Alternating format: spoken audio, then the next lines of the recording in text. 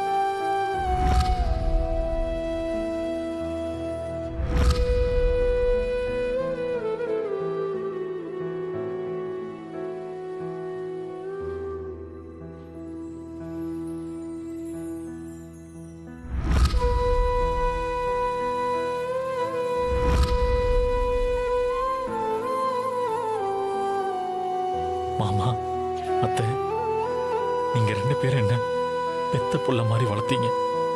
ஆனா இன்னைக்கு உங்களுக்கு தெரியாம நான் ஒரு தப்பு பண்ண போறேன். ஏன்னா என் சூழ்நிலை அப்படி. மாயா மாதிரி ஒரு நல்ல பொண்ணை இழக்க நான் தயாரா இல்லை. அதனால உங்களுக்கு தெரியாம இதை நான் பண்றேன். தயவு செஞ்சு என்ன மன்னிச்சிருங்க. நான் வரேன். என்ன ஆசீர்வாதம் பண்ணுங்க.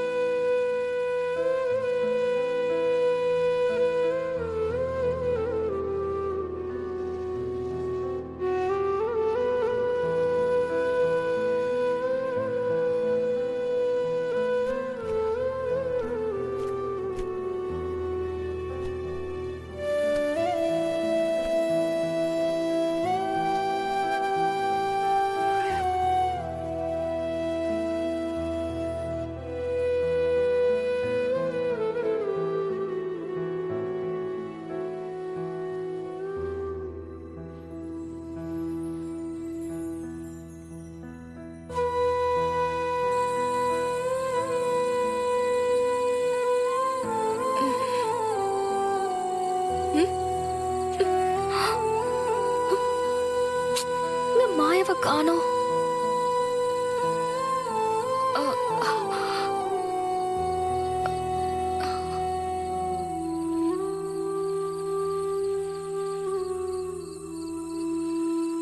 மாயா, ஏய், என்ன மாயா, ஏங்க தனியா நின்னுகிட்டு இருக்க? ஏன் ஒரு மாதிரி இருக்க? ஒண்ணும் இல்ல தானா, புது இடம்ல, அதான் ஒரு மாதிரி இருக்கு. சரி சரி வா, பீட்டி நாளைக்கு செம்ம பரேட் எடுக்க போகுது, சீக்கிரமா தூங்கலாம். வா வா மாயா.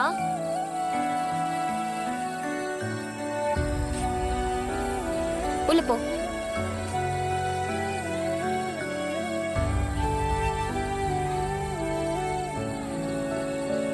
படு.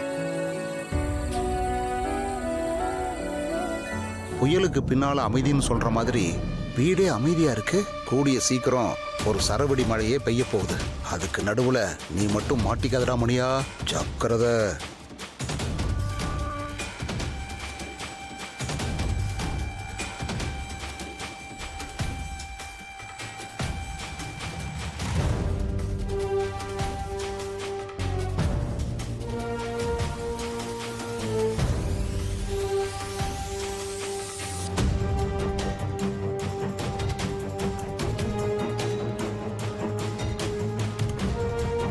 பார்வதி சீனு பாத்தியா?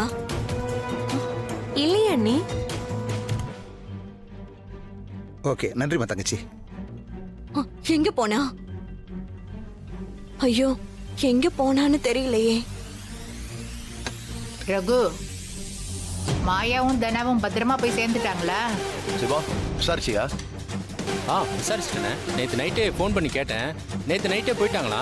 ஏதோ ஹில்ஸில் இருக்கேன்னு சொன்னாங்க. அடிக்கடி கொஞ்சம் விசாரிச்சுக்கிட்டே இரு. சரிண்ணே, சரி. பத்மா, என்னாச்சு பத்மா? ஏன் பதட்டமா இருக்க? இல்ல நீ சீனு அவனோட ரூம்ல இல்ல. அவ்வளவுதானே, வெளியே எங்கேயாவது நின்னுட்டு இருப்பான் பாரு. இல்ல நான் வீடு ஃபுல்லா தேடி பார்த்துட்டேன். அவன் எங்கேயுமே இல்ல. அவன் பைக் கூட வெளியே இல்லையே. பைக் இல்லையா? அப்ப காலையிலே கிளம்பி எங்க போனா? ஏங்க, நீங்க ஏதாவது வேலை சொல்லி விட்டீங்களா? இல்லையே, நேத்து அவனை பார்த்ததுதான். நான் எந்த வேலையும் சொல்லலையே.